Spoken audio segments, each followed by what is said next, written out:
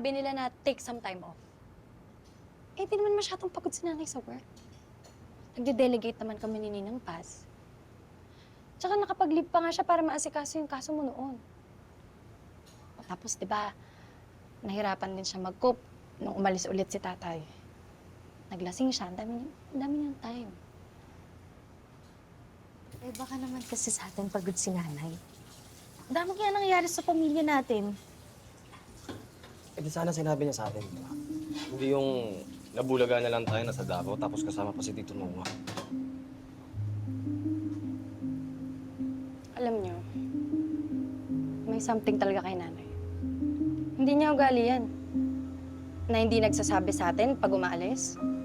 Lagi nagpapaalam yun eh, di ba? Paano kaya natin sasabihin kay tatay?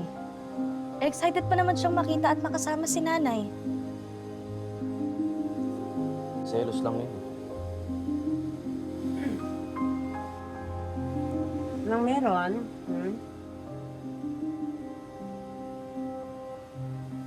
Ano?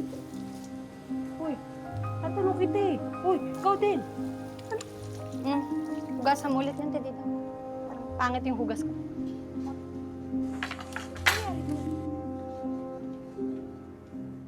So, good timing pala ang tawag ko. Oo naman. Yun ang ebidensya nag-save sa akin. Bobo rin talaga tong sila Tom. Eh. Hindi nila naisip. Siyempre, ibang phone ang gagamitin ko sa pag-contact sa kanila.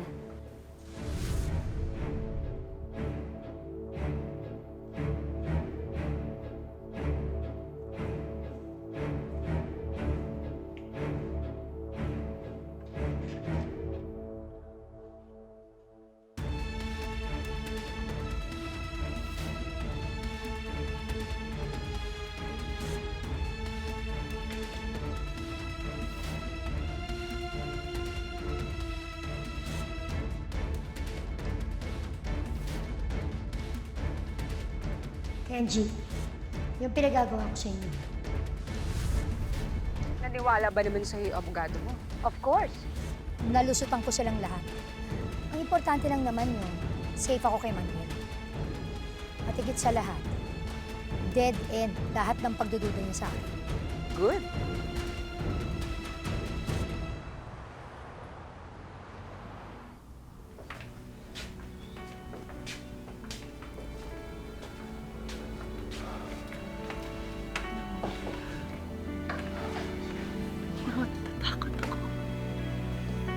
At malakas ang manalo.